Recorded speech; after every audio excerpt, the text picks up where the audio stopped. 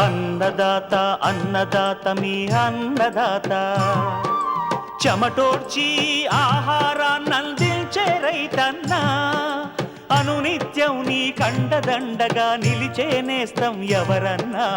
అన్నదాత అన్నదాత మీ అన్నదాత.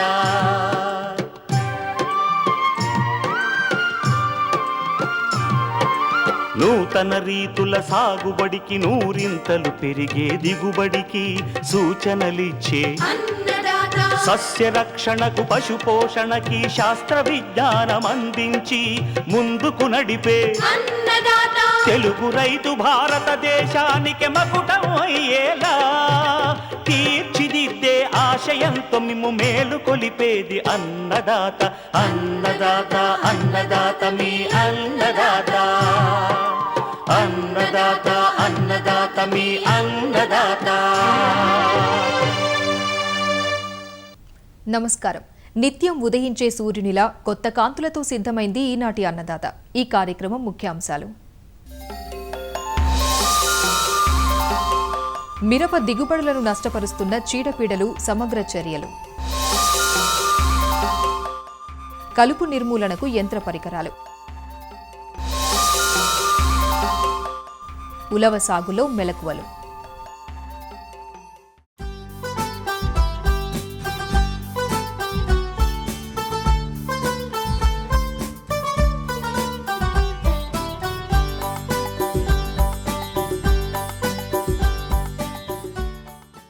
ఉలవ సాగు విస్తీర్ణం ఇటీవలి కాలంలో పెరుగుతూ వస్తోంది. పప్పు ధాన్యంగా, దానాగా, పశుగ్రాసంగా ఇలా బహుళ ప్రయోజనకరంగా ఉంటూ తక్కువ కాలంలోనే రైతుకు అందివచ్చే పంటగా ఉలవ సాగు చేయబడుతోంది. ఏ పంట సాగు చేసేందుకు అవకాశం లేనప్పుడు, కరువు పరిస్థితుల్లోనూ, అదను దాటిపోయిన సందర్భాల్లోనూ ప్రత్యామ్నాయ పంటగా విత్తుకొని ఉలవ నుంచి ఎంతో కొంత ఆదాయం పొందవచ్చు. ప్రస్తుత సమయం ఉలవ సాగు చేసేందుకు అనువైనది. యాజమాన్యంలో కొన్ని మెలకువలు పాటించినట్లయితే మంచి దిగుబడులు పొందే వీలుందంటూ వివరాలందిస్తున్నారు శ్రీకాకుళం జిల్లా ఆముదాల వలస ఏరువాక కేంద్రం వ్యవసాయ విస్తరణ శాస్త్రవేత్త డాక్టర్ పి వెంకట్రావు. ముఖ్యంగా మెట్ట ప్రాంతాల్లో పండించే అపరాల పంటల్లో ఉలవ చాలా ప్రధానమైనది. ఉలవలకు మంచి రేటు కూడా మనకి మార్కెట్లో మంచి ధర కూడా పలుకుతుంది కాబట్టి రైతులు కూడా దీని సాగు కోసం ఎక్కువగా మొగ్గు చూపుతున్నారు. దీన్ని పండించేటప్పుడు కొన్ని మెలకువలు చూసుకోవాలి. ఆ మెలకువల్లో ముఖ్యమైనది ఏంటంటే పంట కాలం. ఈ పంట ఎప్పుడు వేస్తే మంచి దిగుబడి మనకు వస్తుందంటే సెప్టెంబర్ నుంచి అక్టోబర్ వరకు వేసుకోవచ్చు. అదేవిధంగా నేలల విషయానికి వచ్చినట్టుగా చెలక, ఎర్ర నేలలు, నల్లరేగడి నేలలు బాగా అనుకూలం. అదేవిధంగా రకాల విషయానికి వచ్చినాకే మనకి PDM-1 అనే రకం బాగా ప్రాచుర్యంలో ఉంది. 105 రోజుల పంట కాలం, 6 నుంచి 6.5 క్వింటాలు ఎకరానికి దిగుబడి ఇస్తుంది. అదేవిధంగా VZM-1 అనేది విజయనగరం నుంచి కూడా మనకి 90 నుంచి 90 రోజుల పంట కాలం అయినటువంటి రకాన్ని విడుదల కాబడింది. ఇది కూడా 6 నుంచి 6.5 క్వింటాల్లో దిగుబడి ఇస్తుంది. గింజలు నలుపు రంగులో ఉంటాయి, నల్ల ఉలవలని జనరల్గా రైతులు పిలుస్తూ ఉంటారు. ఇందులో విత్తన శుద్ధి చాలా ప్రధానం. ఎండాకు తెగులు ఎక్కువగా రావడం జరుగుతుంది. ఈ తెగులు రాకుండా ఉండడం కోసం ఏంటంటే విత్తన శుద్ధి 1 కిలో విత్తనానికి 1 గ్రామ్ కార్బన్ చెప్పున కలిపి విత్తన శుద్ధిగా చేసుకున్నట్టయితే శిలీంధ్రపు తెగులు రాకుండా నివారించవచ్చు. అదేవిధంగా నేల తయారు మనిషిగా వచ్చినట్టు ఖరీఫ్లో పంట కోసిన తర్వాత తగినంత తేమ చూసుకొని ఒకసారి కానీ 2 సార్లు కానీ గొర్రెతో దున్నేసి సమాంతరంగా తయారు చేసుకుంటే మంచిది. గొర్రెతో వరుసల్లో విత్తినప్పుడు ఎకరానికి 8 నుంచి 10 కిలోలు ఉండాలి. అదేవిధంగా వెరజల్లే పద్ధతులు అయితే 15 కేజీల వరకు విత్తనం సరిపోతుంది. వరుసల మధ్య 30 సెంటీమీటర్లు, అదేవిధంగా మొక్కల మధ్య 10 సెంటీమీటర్లు దూరం పాటిస్తే మంచి దిగుబడి రావడానికి ఎక్కువగా అవకాశం ఉంటుంది.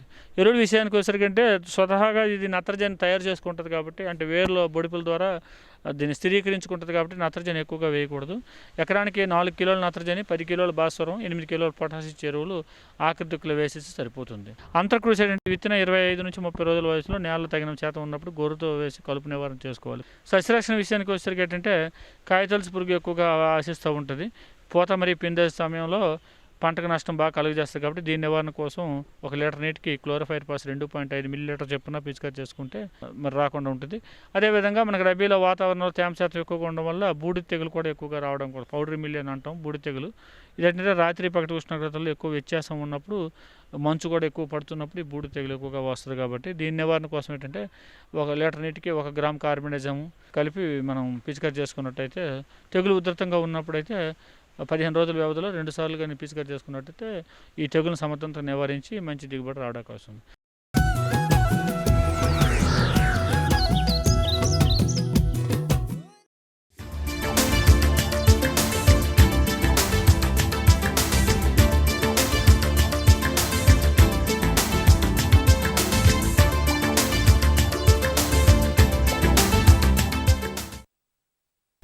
ఎర్ర బంగారంగా రైతులు పిలుచుకునే పంట మిరప. ప్రస్తుతం పైరు పలు దశల్లో ఉంది. చాలా వరకు పూత, కాత దశల్లో ఉన్నాయి.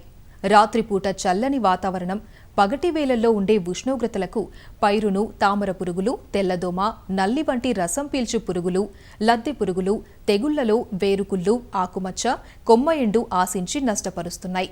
మిరపలో నాణ్యమైన దిగుబడులు పొందాలంటే సకాలంలో వీటిని గమనించి సమగ్ర నివారణ చర్యలను పాటించాలంటూ వివరాలు తెలియజేస్తున్నారు ఆచార్య ఎన్జీ రంగా వ్యవసాయ విశ్వవిద్యాలయం, కృష్ణా జిల్లా ఘంటసాల కృషి విజ్ఞాన కేంద్రం సీనియర్ శాస్త్రవేత్త డాక్టర్ సుధా జాకబ్. ప్రధానంగా తామర పురుగు అనేది ఈ మిరపలో అధిక నష్టం కలిగజేస్తూ ఉంటుంది. నారుమడి దశ నుంచి చివరి వరకు కూడా దీని యొక్క ఉధృతి చాలా ఎక్కువగా ఉండి అధికమైనటువంటి నష్టాన్ని చేస్తున్నట్టు గమనించవచ్చు. తామర పురుగు ఆశించినప్పుడు ఆకులు పైకి ముడుచుకుపోతూ ఉంటాయి, జొప్పల్లాగా తయారవుతూ ఉంటాయి. కాయల మీద కూడా పెచ్చులు కట్టినట్టు ఉన్నట్టు మనం గమనించుకోవచ్చు అన్నమాట.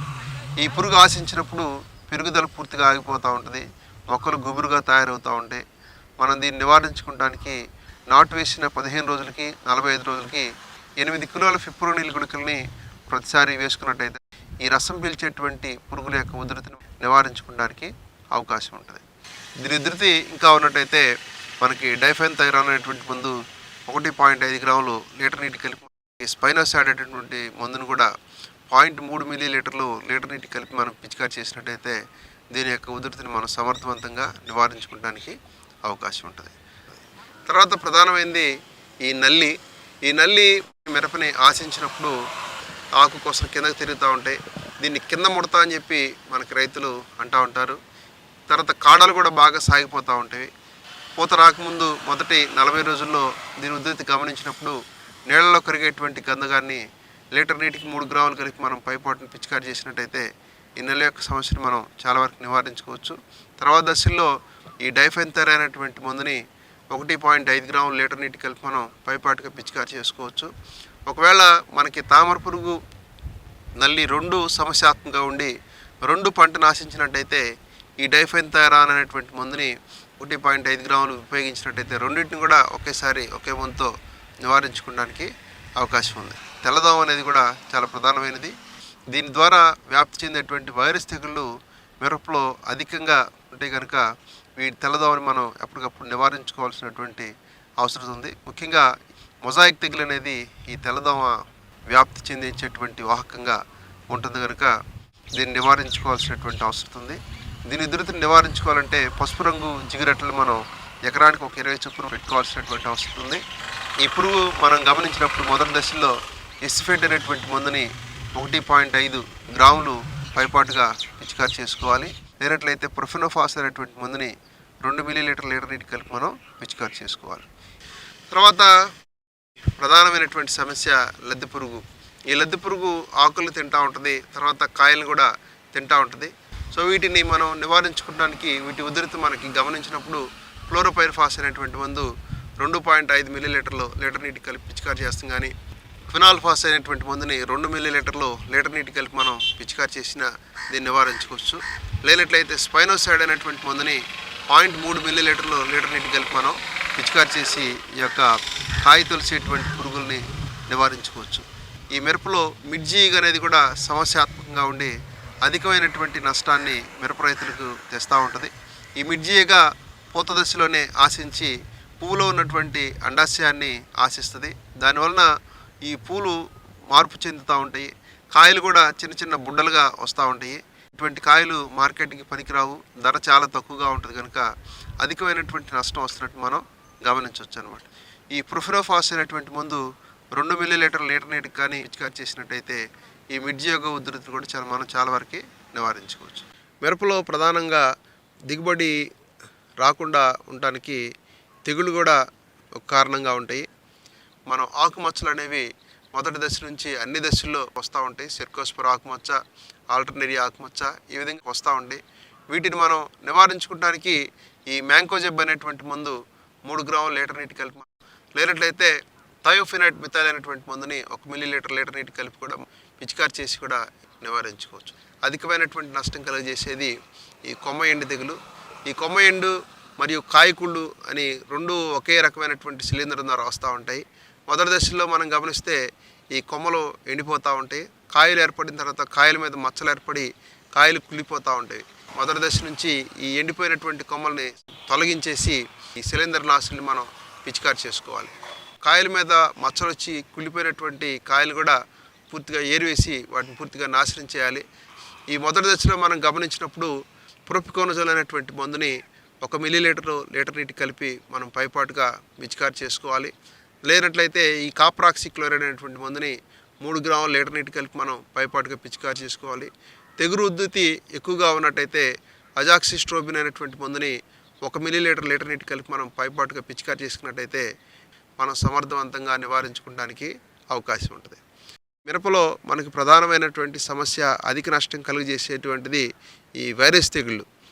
వీటిని ఈ మిరపకి ఆశింపచేసేటువంటి వాహకాలుగా పనిచేసే రసం పీల్చే పురుగుల యొక్క ఉధృతిని మనం మొదటి దశ నుంచి సరైన రీతిలో మనం అదుపులో ఉంచినట్టయితే నివారించుకోవచ్చు. వైరస్ తెగుళ్ళని మనం నివారించుకోవాలంటే విత్తనం వేసేదటి నుంచి కూడా సమగ్రమైనటువంటి యాజమాన్య పద్ధతులు మనం చేపట్టాల్సినటువంటి అవసరత ఉందన్నమాట. ముఖ్యంగా తామర పురుగు, తెల్లదోమ, పేనుబంక ఇటువంటి రసం పీల్చే పురుగుల్ని మొదటి నుంచి నివారించుకోవాల్సినటువంటి అవసరత ఉందన్నమాట. దీంట్లో ప్రధానమైనవి విత్తన శుద్ధి మనం చేసుకోవాలి. ఇమిడాక్లోపిరిడ్ 5 మిల్లీలీటర్లు కిలో విత్తనానికి పట్టించి విత్తన శుద్ధి చేసుకోవాలి. పొలం చుట్టూ కూడా జొన్న, మొక్కజొన్న వంటి ఎత్తుగా పెరిగేటువంటి మొక్కలు మనం వేసుకోవాలి. పసుపు రంగు జిగిరట్లు కానీ బులుగు రంగు జిగిరట్లు కానీ 20 చొప్పున మనం తప్పనిసరిగా 1 ఎకరానికి పెట్టుకోవాలి. పంట మొదటి దశలో వేపగింజల కషాయం 5%, లేనట్లయితే ఈ వేప నూనె 5 మిల్లీలీటర్ లీటర్ నీటికి కలిపి మనం పైపాటుగా పిచికారి చేసుకోవాలి. తర్వాత దశల్లో అవసరతను బట్టి మందులను వాడుకొని వీటిని నివారించుకోవాలి. ఈ వైరస్ తెగుళ్ళ నివారణలో ఇంకొక ప్రధానమైనటువంటి యాజమాన్య పద్ధతి ఏంటంటే విత్తనాన్ని ట్రైసోడియం ఆర్థోఫాస్ఫేట్ అనేటువంటి బఫర్లో శుద్ధి చేసుకుంటాం అనేది కూడా ముఖ్యమైనటువంటిది. ఈ ద్రావణాన్ని తయారు చేసుకునే విధానం గమనిస్తే 150 గ్రాముల ట్రైసోడియం ఆర్థోఫాస్ఫేట్ అనేటువంటి బఫర్ని 1 లీటర్ నీటిలో మనం కలుపుకోవాలి. కలుపుకున్న తర్వాత ద్రావణంలో 1 కిలో విత్తనాన్ని 5 నుంచి 10 నిమిషాలు బాగా కడిగి దాంట్లో నుంచి తీసివేసి 3 నుంచి 4 సార్లు మంచి నీళ్ళతో కడిగేసేయాలన్నమాట. కాబట్టి మొదటి దశ నుంచి మనం జాగ్రత్త వహించి ఈ పురుగులు వాటి ద్వారా వచ్చేటువంటి వైరస్ తెగుల్ని మనం అదుపులో ఉంచగలిగినట్టయితే మిరపలో మనం అధిక దిగుబడులు సాధించడానికి అవకాశం ఉంటుంది.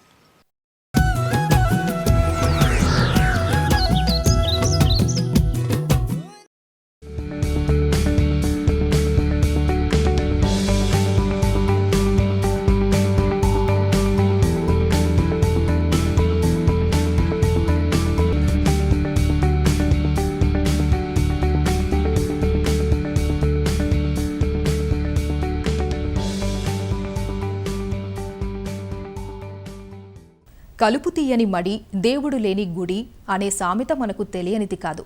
అందుకే నేలలో విత్తుకోవడానికి ఎంత ప్రాధాన్యతను ఇస్తామో వాటిలో కలుపును నిర్మూలించడానికి కూడా అదే ప్రాధాన్యతను ఇస్తాం. ఎందుకంటే కలుపు మొక్కలు నీరు, పోషకాల కోసం ప్రధాన పంటతో పోటీపడి వాటి పెరుగుదలను కృంగదీయడమే కాదు, పలు రకాల చీడపీడల వ్యాప్తికి కూడా కారణమవుతుంటాయి. అందుకే కలుపు నివారణకు పంట వేయక ముందు నుంచే చర్యలు చేపడుతూ ఉంటారు. ఇందుకోసం లోతు దుక్కులు, మనుషులతో కలుపు తీయించడం, విత్తక ముందు, విత్తిన తర్వాత కలుపు మందులు పిచికారీ చేయడం వంటివి చేస్తుంటాం. వీటిలో రసాయన పద్ధతి కొంచెం రిస్కుతో కూడుకుని ఉంటుంది. మందులు పంటను బట్టి, పంటలో కలుపును బట్టి, కలుపు వయస్సును బట్టి మారుతూ ఉంటాయి. పిచికారీలో ఏమాత్రం ఆదమరచి ఉన్నా, వాడాల్సిన మందు వాడకపోయినా అసలు పంటకే ఎసరు వస్తుంది. చేతితో తీయించుకుందామంటే కూలీల కొరత సమస్యగా మారుతుంది. ఒకవేళ కూలీల లభ్యత ఉన్నా కూలీ రేట్లు అధికంగా ఉండి సగం పెట్టుబడి కలుపు తీతకే అవుతుంది. కలుపు నివారణకు ఉన్న మరో అవకాశం యంత్ర పరికరాల వాడకం. వీటిని వీడర్స్ అంటారు. వీడర్లతో కలుపు నివారించబడమే కాకుండా భూమి కూడా గుల్లబారి పంట పెరుగుదల బాగుంటుంది. ఎడతెరిపి లేకుండా కురిసిన వర్షాలకు మెట్ట పంటల్లో కలుపు విపరీతంగా పెరిగిపోతుంది. కొన్ని చోట్ల ప్రధాన పంట కంటే కలుపే మరింత ఎత్తుగా పెరిగి ఉంటుంది.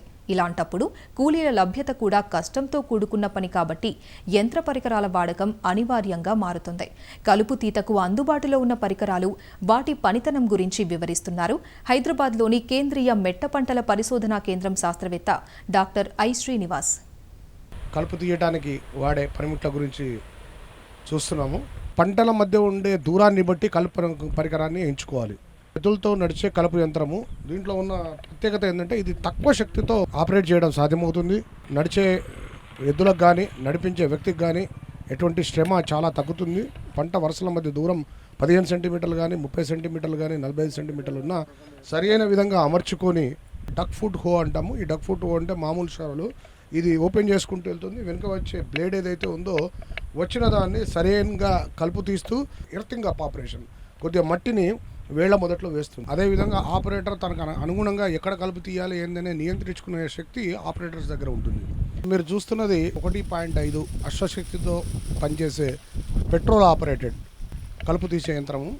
దీంట్లో 5 నుంచి 6 రోటరీ బ్లేడ్స్ ఉంటాయి. ఈ బ్లేడ్స్ ఎప్పుడైతే పవర్ మనం ఆన్ చేసామో ఈ బ్లేడ్స్ 60 నుంచి 80 లేదా 150 ఆర్పిఎం 3-4 రకాలుగా ఆర్పిఎంలు రెవల్యూషన్ చేసే యంత్రాలు ఉంటాయి. దాన్ని బట్టి ఎప్పుడైతే అవి రోటరీ బ్లేడ్స్ తిరుగుతున్నాయో నేలలో ఉన్న కలుపు మొక్కలు బయటికి వస్తాయి. పంట వరుసల మధ్య దూరం 30 సెంటీమీటర్ల కంటే తక్కువ ఉన్నప్పుడు ఇది మనం వాడటానికి బాగుంటుంది. ఒక ఎకరం చేయడానికి దాదాపు 3 నుంచి 4 గంటలు పడుతుంది. ఖర్చు తీసుకున్నట్టయితే ఆపరేటరు మరియు పెట్రోల్ ఖర్చుతో కలిపి 1000 నుంచి 1200 రూపాయలు ఖర్చు అవుతుంది. దీనివల్ల చాలా ఉపయోగాలు ఉన్నాయి. ఎందుకంటే ఆపరేటర్ తను బలం కూడా యూజ్ చేయాల్సిన అవసరం లేదు. ఓన్లీ ప్రాపర్ కంట్రోల్ ఇక్కడ అవసరం ఉంటుంది. దీని ఖరీదు దాదాపు 22 నుంచి 24 వేల రూపాయలు ఉంటుంది. మార్కెట్లో దీనికి సబ్సిడీ కూడా అవైలబుల్ ఉన్నది. ఇంకొద్దిగా చాలా తొందరగా ఎఫెక్టివ్గా చేనులోని కలుపులు నివారింపబడాలి తక్కువ టైంలో అంటే అధిక అశ్వశక్తి గల అంటే 5 అశ్వశక్తి మరియు 6.5 అశ్వశక్తి గల సామర్థ్యం గల పెట్రోల్ మరియు డీజిల్ ఆపరేటెడ్ వివిధ రకాలైన కలుపు యంత్రాలు మనకు మార్కెట్లో అవైలబుల్ ఉన్నాయి. కానీ దీంట్లో మనం చూడాల్సింది ముఖ్యంగా ఏంటంటే ఇటువంటి కలుపు యంత్రాలలో ఒకవేళ యంత్రం ఎక్కడన్నా స్టకప్ అయితే మధ్యలో మనం ఈజీగా తిప్పుకొని తీసుకురాగలిగే విషయం ఉండాలి. దాంట్లో డీజిల్ ఆపరేటెడ్ దాంట్లో అధిక చోదక శక్తి ఉంటుంది. స్పీడ్ తక్కువ, అధిక చోదక శక్తి ఉంటుంది. దాన్నే మనం ట్రాక్షన్ పవర్ అంటాము. బురద నేలల్లో కానీ కొద్దిగా అల్యూవియల్ సాయిల్స్ నల్లరేగడి నేలలు కానీ డీజిల్ వాడమని చెప్తుంటాము. ఎందుకంటే చలన శక్తి ఎక్కువ ఉంటుంది. పెట్రోల్ ఆపరేటెడ్ దగ్గరకు వచ్చేసారంటే ఎక్కువ శాతం లైట్ సాయిల్స్లో తొందరగా ముందుకు పోవడానికి తొందరగా కవరేజ్ చేయడానికి ఖర్చు తక్కువ అవ్వడానికి పెట్రోల్ ఆపరేటెడ్ వాడతాము. కలుపు ఈ రెండింటి మధ్య ఇంతే తేడా. చోదక శక్తి ఎక్కువ అవసరం ఉన్న చోట మనం డీజిల్ ఆపరేటెడ్ చెప్తుంటాము. ఇటువంటి వివిధ రకాలైన 4 నుంచి 7.5 HP వరకు కూడా అవైలబుల్ ఉన్నాయి. ఇవి మార్కెట్లో 30,000 నుంచి 90,000 వరకు వివిధ రకాల ధరల్లో లభ్యమవుతున్నాయి. ఎన్నిక చేసుకునే మనం చూడాల్సింది ఏంటంటే ఇంజన్ ISI ఉందా లేదా, ఇంజన్ యొక్క నాణ్యత చూసుకోవాలి. దీంట్లో కూడా వివిధ రకాలైన బ్లేడ్స్ ఉంటాయి. మనం చూసినట్టయితే 6 నుంచి 8 బ్లేడ్స్ ఉంటాయి. కొన్నిట్లో ఇప్పుడు ఈ పక్క చూసినట్టయితే మనకు దీంట్లో అమరిక ఉంటుంది. బ్లేడ్లు విడుతును బట్టి 90 సెంటీమీటర్ల వరకు అమెరికా ఉంటుంది. 30 సెంటీమీటర్ వరకు మనకు కావాల్సినప్పుడు కొన్ని బ్లేడ్లు తీసివేసి మనం వినియోగించవచ్చు. దీంట్లో అయితే ఫిక్స్డ్ టైపు.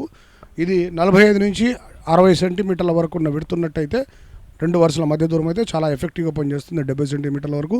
అంతకంటే ఎక్కువ ఉండి బ్లేడ్లు అమర్చుకొని లేదా విడదీసుకొని వివిధ రకాలైన వరుసల మధ్య దూరం వివిధ రకాలుగా ఉన్నప్పటికీ 2వ మోడల్ వాడచ్చు.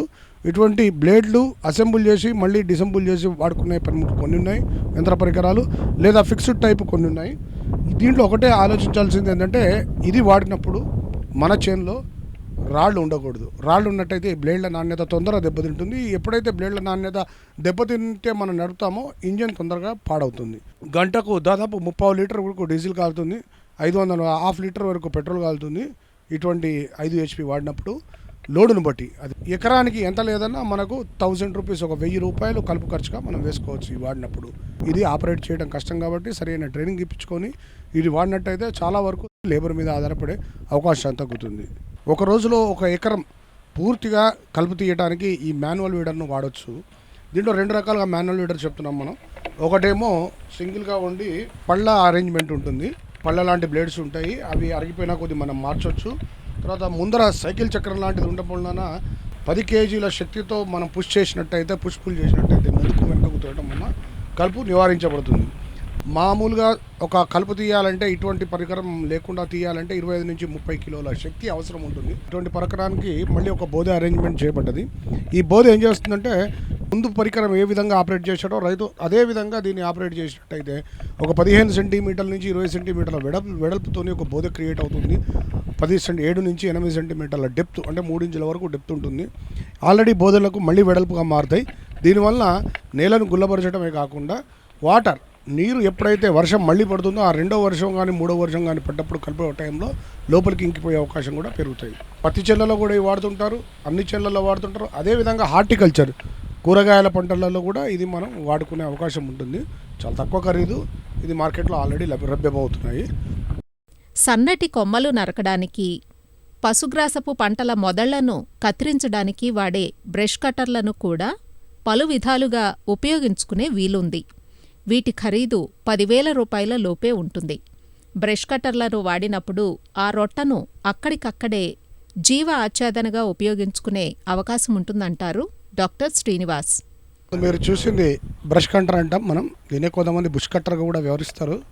ఇది 1 HP సామర్థ్యంతో పనిచేసే పెట్రోల్ ఆపరేటెడ్ ఇంజన్తో పనిచేసే యంత్రము. దీన్ని మామూలుగా మనం గట్ల మీద ఉన్న గడ్డి కోయడానికి, ఫారెస్ట్లో ఉన్న గడ్డి కోయడానికి వాడతాము. బ్రష్ కట్టర్ను వాడి కలుపు మొక్క పెరిగిన తొలి దశలో ఒక 3 ఇంచులు 4 ఇంచులు పెరిగినా పర్వాలేదు, పెరగగానే దాన్ని కట్ చేసేసి వేర్లతో సంబంధం లేక కట్ చేసి అదేవిధంగా మల్చిగా వాడతాము. కట్ చేసి దాంట్లోనే పెడతాము పైన భూమి ఉపరితల భాగంలో. అది రాబోయే రోజుల్లో భూమి యొక్క తాపం పెరగకుండా, టెంపరేచర్ పెరగకుండా, ఉష్ణోగ్రత పెరగకుండా ఉపయోగపడుతుంది. అదేవిధంగా ఈ ఆపరేషన్ ఏదైతే చేస్తున్నామో దీంట్లో భూమిని ఓపెన్ చేయడం లేదు కాబట్టి భూమిలో ఉన్న ఏదైతే తడి ఉందో ఆ తడి భూమి లోపలనే ఉండిపోతుంది, పంటకు ఉపయోగపడే విధంగా ఉంటుంది. కాబట్టి ఈ బ్రష్ కట్టర్ను కూడా మనం ఈ విధంగా వాడుకోవచ్చని మనం చూపిస్తున్నాం. ఇది మార్కెట్లో అవైలబుల్ ఉంది.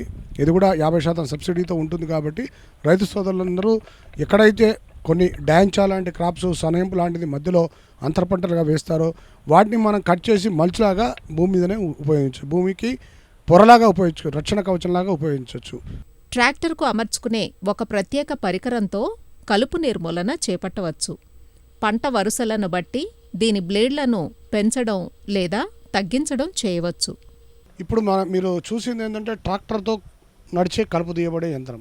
ట్రాక్టర్ సార్లు టైర్లు చూసినట్టయితే 35 సెంటీమీటర్ల నుంచి 40 సెంటీమీటర్లు ప్రొట్రూడ్ అవుతాయి. ఈ ఫర్రోలో ట్రాక్టర్ నడపబడాలి అంటే దాదాపు 35 సెంటీమీటర్లు విడుతున్నప్పుడు మాత్రమే సాధ్యమవుతుంది. పంటల వరుస మధ్య దూరాన్ని పెంచి మొక్కకు దూరాన్ని తగ్గించడం ద్వారా ఎకరానికి ఎన్ని మొక్కల సంఖ్యలు ఉండాలో శాస్త్రవేత్తలు చెప్పిన విధంగా మొక్కల దూరాన్ని తగ్గించుకొని మొక్కల వరుస దూరాన్ని పెంచినట్టయితే ట్రాక్టరు వెళ్ళగలిగే వీలుంటుంది. ఎప్పుడైతే ట్రాక్టర్ వెళ్ళగలిగే వీలుంటుందో కలుపు తీయడం ట్రాక్టర్తో సాధ్యమవుతుంది. ఇది 60 సెంటీమీటర్ల హైట్ వరకు, పంట హైట్ వరకు ట్రాక్టర్ను మనం నడిపించవచ్చు.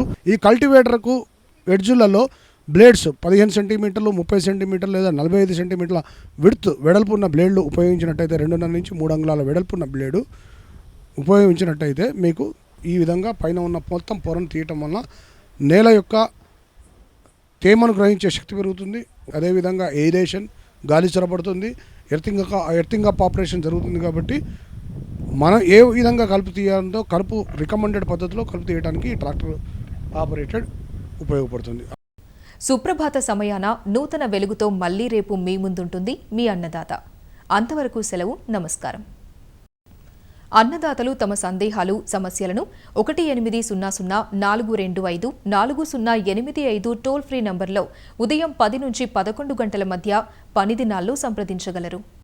అన్నదాత కార్యక్రమాలను యూట్యూబ్లో www.youtube.com/annadaత ETV లింక్ ద్వారా వీక్షించండి.